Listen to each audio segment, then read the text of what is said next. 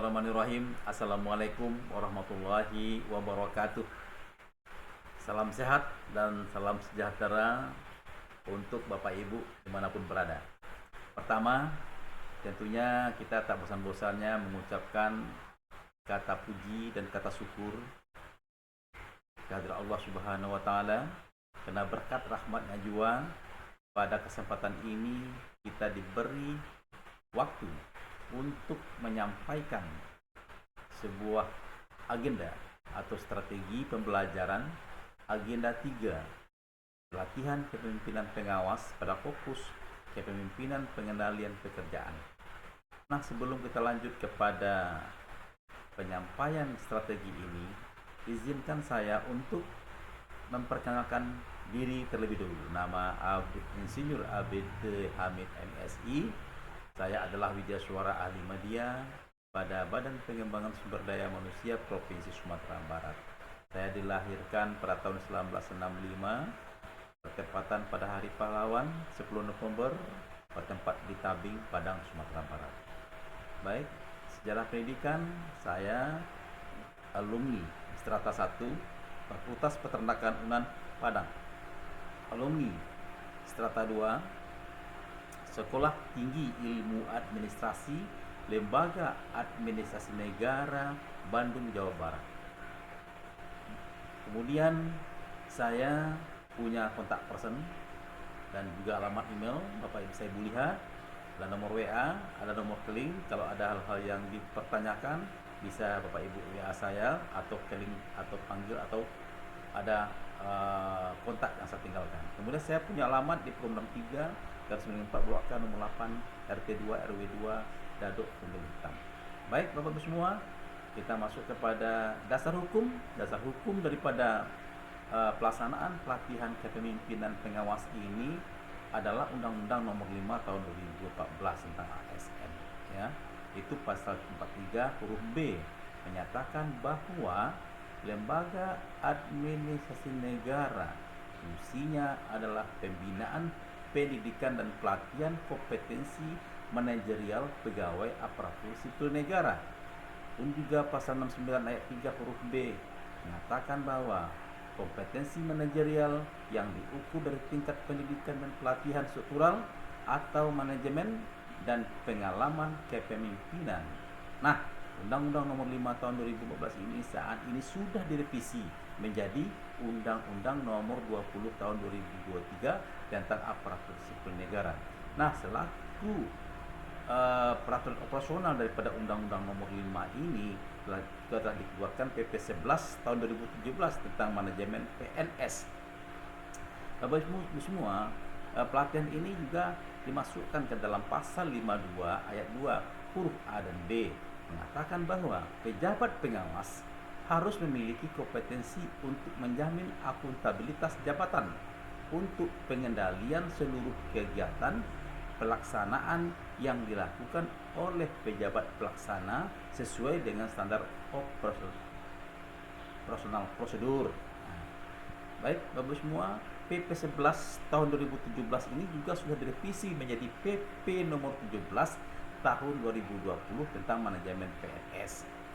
Baik Bapak Ibu semua, samping undang-undang juga ada peraturan pemerintah, juga ada peraturan LAN, ya, Perlan nomor 5 tahun 2022 dan perubahannya Perlan nomor 6 tahun 2022 menyatakan bahwa kompetensi yang dikembangkan dalam pelatihan kepemimpinan pengawas merupakan kompetensi kepemimpinan pelayanan. Kompetensi kepemimpinan pelayanan merupakan kompetensi manajerial peserta untuk menjamin terwujudnya akuntabilitas jabatan pengawas sebagaimana diatur dalam peraturan pemerintah yang mengatur mengenai manajemen pegawai negeri sipil. Nah, di samping itu juga ada Keplan nomor 1 tahun 2023 tentang kurikulum pelatihan struktural kepemimpinan. Dan juga ada Keplan nomor 2 tahun 2023 tentang pedoman penyelenggaraan pelatihan struktural kepemimpinan. Baik Bapak semua, pelaksanaan pelatihan kepemimpinan pengawas ini berawal dari pembelajaran mandiri. Ini secara keseluruhan ya. Pelajaran mandiri ini kita lakukan selama 11 hari pelatihan. Nah, ya di rumah tempat peserta sendiri. Kemudian setelah pembelajaran mandiri lanjut kepada namanya e-learning. E-learning ada di situ namanya sinkronus, ada asinkronus. Nah, sinkronus itu belajar jarak jauh atau belajar melalui Zoom, sedangkan asinkronus ada tugas individu dan tugas kelompok yang diberikan secara secara online. Nah, dilihat daripada di LMS. Kemudian sudah e-learning pun juga pembangunan komitmen bersama itu dengan atasan. Membangun komitmen bersama. Setelah itu baru pembelajaran klasikal tahap pertama. Setelah kita laksanakan pembelajaran klasikal ini, kita melakukan studi lapangan. Setelah studi lapangan, ya, kemudian selama 4 hari ini di lapangan ini kita lakukan. Kemudian setelah itu peserta kembali ke tempat tugasnya masing-masing dalam rangka membuat aktualisasi kepemimpinan pelayanan. Ini selama 60 hari pelatihan, ya, dengan jumlah 540 jam pelajaran. Kemudian setelah itu ada pembelajaran klasikal tahap 2, ya. Klasikal tahap 2 ini kita lakukan 3 hari pelatihan. Nah, itulah siklus pelaksanaan pelatihan kepemimpinan pengawas. Baik Bapak Ibu, kita lihat deskripsi pembelajaran agenda 3. Agenda 3 PKP ini membekali peserta dengan kemampuan mengendalikan kegiatan pelayanan publik dengan mengedepankan perencanaan kegiatan dan anggaran pelayanan publik yang berorientasi terhadap manajemen mutu, pengawasan, dan pengendalian, serta mampu mengoptimalkan pelayanan digital dan komunikasi dalam pelayanan. Baik, Bapak semua, kita lihat kelompok mata pelatihan inti pada PKP. Bapak Ibu, bahwa agenda daripada mata pelatihan ini, ada 4. Pertama, agenda pertama disebut dengan agenda kepemimpinan Pancasila dan bela negara. Nah, ya, mata pelatihannya etika dan integritas kepemimpinan Pancasila dan bela negara kepemimpinan Pancasila. Kemudian ada agenda 2, namanya agenda kepemimpinan pelayanan. Terdiri dari memiliki mata pelatihan diagnosa organisasi, berpikir kreatif dalam pelayanan, membangun tim efektif di era new normal, kepemimpinan dalam pelaksanaan pekerjaan. Nah, ada agenda ketiga, agenda pengendalian pekerjaan. Nah, ya, agenda pengendalian pekerjaan. Ini terdiri dari 7 mata pelatihan: komunikasi dalam pelayanan publik, perencanaan kegiatan pelayanan publik, penyusunan RKA pelayanan publik digital, manajemen mutu, manajemen pengawasan, dan pengendalian pelaksanaan kegiatan. Nah, untuk kesempatan ini kita fokus kepada agenda 3, yaitu agenda pengendalian pekerjaan. Nah, untuk agenda 4 disebut dengan aktualisasi kepemimpinan pelayanan. Terdiri 2 mata pelatihan, studi lapangan pelayanan publik dan aksi perubahan pelayanan publik. Bapak Ibu semua, kita lihat jadwal pembelajaran agenda 3. Ya, bagaimana kita ketahui bahwa pelaksanaan pelatihan ini terdiri dari 3 tahap yang disebut dengan self learning. Tadi saya bilang learning itu belajar mandiri. Yang kedua e-learning, yang ketiga klasikal. Kapan kita melakukan belajar mandiri ini? Itu untuk agenda 3 itu kita laksanakan pada hari ke-6, hari ke-7 dan hari ke-9 dengan jumlah JP 16. Kemudian juga e-learning. E-learning ini ada sinkronus dan asinkronus. Kita lakukan pada hari ke-15 sampai ke hari 18. Ya kan? Sedangkan asinkronus kita lakukan hari ke-15 sampai hari 18 dengan jumlah JP 18, dengan jumlah sinkronus dan asinkronus JP-nya menjadi 27. Kemudian ada yang ketiga klasikal. Itu kita laksanakan pada hari 31 sampai 34 dengan jumlah 33 JP. Baik Bapak semua, belajar mandiri.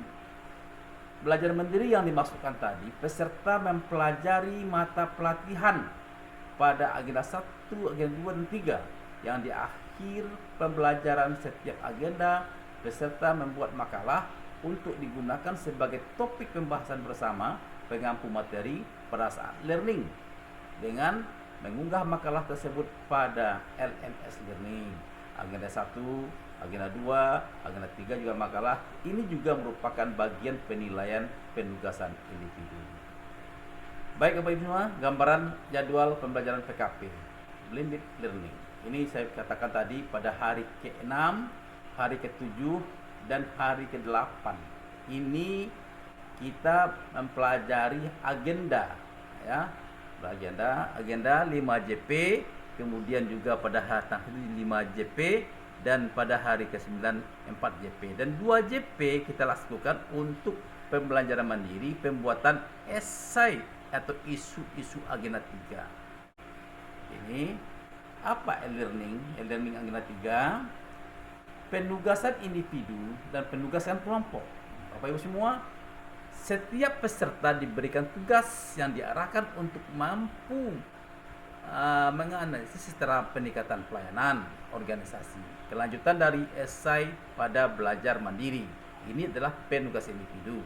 Di samping ada penugasan individu, ada penugasan kelompok, di mana peserta diberikan tugas kelompok untuk menyusun strategi, ya, meningkatkan pelayanan organisasi yang berorientasi pada manajemen, mutu dan pengawasan dengan memaksimalkan sumber daya dan pemanfaatan teknologi komunikasi dan informasi serta teknik komunikasi dari makalah peserta atau disediakan pengampu materi. Kemudian juga sharing hasil penugasan kelompok. Baik Bapak semua, itu belajar mandiri kita tinggalkan. Sekarang kita masuk pada pembelajaran agenda 3 non klasikal dengan jumlah 27 JP. Dan pembelajaran agenda 3 non klasikal ini kita laksanakan pada hari 15, 16, 17, dan 18. Pada hari 15 itu kita belajarkan sinkronus, ya kan, 3 JP, asinkronus 4 JP. Kemudian pada hari 16 kita lanjut kepada persoalan pembelajaran asinkronus, kemudian juga dilanjutkan dengan pembelajaran sinkronus dengan jumlah 2 JP. Dan pada hari ke-17 kita melaksanakan pembelajaran asinkronus dengan selama 8 JP, dan juga pada hari ke-18 kita laksanakan sinkronus dengan pembelajaran agenda 3. Ya. Baik, ini contohnya hari apa yang kita lakukan pada hari pertama, pada hari ke-15 tadi, jam 8 sampai jam 10.30, ya, sinkronus 3 JP. Tentunya dalam hal ini kita mengucapkan salam, memperkenalkan diri dengan mengenali peserta dalam rangka membina suasana yang baik dengan peserta, kemudian juga menyampaikan judul agenda 3 dan tujuan umum dan tujuan khusus dari pembelajaran agenda 3. Kemudian mereview pemahaman agenda 3, mereview hubungan agenda 3 dengan agenda 1, 2, dan 4, membahas esai peserta dari sudut pandang agenda 3, meminta peserta pemaparan esai, ya, kita minta 3 orang, memfasilitasi diskusi peserta menanggapi paparan esai peserta lainnya, menjelaskan penugasan hari pertama. Ini adalah hari pertama, yaitu pada hari ke-15 tadi yang dengan jumlah 3 JP. Kemudian pada hari berikutnya, pada hari ke-16, ya, sinkronus 2 JP, kita minta relawan dari peserta sendiri untuk membuat suasana kondusif, ya, kita speaking, kemudian mereview pengalaman mengerjakan penugasan, membahas hasil penugasan hari pertama dan kedua, menguatkan konsep agenda 3 dan dihubungkan dengan agenda 4, menjelaskan penugasan merancang proposal kegiatan pada hari kedua dan hari ketiga. Dan hari ketiga itu kita laksanakan asinkronus 8 JP, ya. Asinkronus ini tentu mengerjakan tugas-tugas individu dan tugas-tugas kelompok. Pada hari keempat, ya, pada jam 8.15 sampai 11.19 dengan jumlah 4 JP sinkronus, Tentunya dalam ini kita minta peserta untuk ice breaking kembali, ya, pemaparan esai peserta 3 orang terpilih, kemudian presentasi hasil tugas kelompok 1, kemudian presentasi tugas individu 1 perwakilan. Nah, itu adalah kita pelajaran strategi pembelajaran e-learning dengan Zoom, ya. Baik, Bapak semua, kita masuk pada pembelajaran agenda 3 klasikal. Nih, pembelajaran agenda 3 klasikal dengan jumlah 33 JP. Itu pada hari ke-31, ya kan? Itu seperti awali dengan pembelajaran agenda 2, kemudian ceramah manajemen itu dilakukan oleh para pakar. Hari ke-32 pembelajaran agenda 3 12 JP. Pada hari ke-33 itu 9 JP. Kemudian pada hari 34 itu adalah 9 JP. Apa yang dilakukan pada saat ini desain belajarnya? Hari ke-31 jumlah JP 3 JP, menyapa peserta, perkenalan diri, bina suasana dengan ice breaking, menjelaskan tujuan agenda pembelajaran dan mengulas pembelajaran mandiri, memberi kesempatan peserta melakukan paparan tugas kelompok 1, ya, itu asinkronus, ya. Kemudian membagi peserta ke dalam teknologi diskusi, meminta peserta menuliskan apa yang sudah mereka lakukan hari ini dan apa yang didapatkan hari itu. Ini pada hari ke-31 dengan jumlah 3 JP. Kemudian pada hari ke-32 dengan jumlah 12 JP, ini sangat panjang sekali, menyapa peserta, bina suasana dengan mengkondisikan peserta agar terkondusif memasuki materi baru, menyampaikan tujuan agenda pembelajaran hari itu, kemudian mereview hasil pembelajaran sebelumnya, mereview ini tentunya kita coba untuk menanyakan kepada peserta, memilih beberapa peserta untuk mempresentasikan tugas individu, mempersilahkan peserta lain untuk menanggapinya, ya. Kita memandu peserta untuk menarik kesimpulan dari tugas individu yang dipaparkan, dan membagi peserta dalam kelompok, mempersilahkan peserta untuk menyempurnakan hasil kerja kelompok, kemudian memfasilitasi peserta untuk berdiskusi atas hasil kerja kelompok, dan memandu tidak lanjut tugas kelompok. Pertama, membuat simulasi pengajuan proposal kegiatan untuk mendapatkan dukungan dana mitra asing. Kemudian pada hari ke-33 kita laksanakan 9 JP untuk menyapa peserta, kemudian dengan mendiskusikan agar peserta kondusif mengikuti kegiatan, menyampaikan tujuan agenda pembelajaran, apa yang kita lakukan, ya, sesuai dengan apa yang pada hari ke-32. Itu semuanya itu tergantung pada kondisinya. Kemudian kita lihat bagaimana mempersilakan peserta untuk menanggapi, mempersilakan peserta mendiskusi paparan tentang potensi isu komunikasi di unit kerja sehingga mengganggu kinerja peserta atau pelayanan publik dengan pihak internal atau eksternal internal eksternal, memfasilitasi peserta untuk berdiskusi atas hasil kerja kelompok. Nah, terakhir hari ke-34 itu 9 JP, itu kita tetap membina suasana yang kondusif dengan peserta agar memasuki kegiatan baru ya cukup riang dan gembira, kemudian juga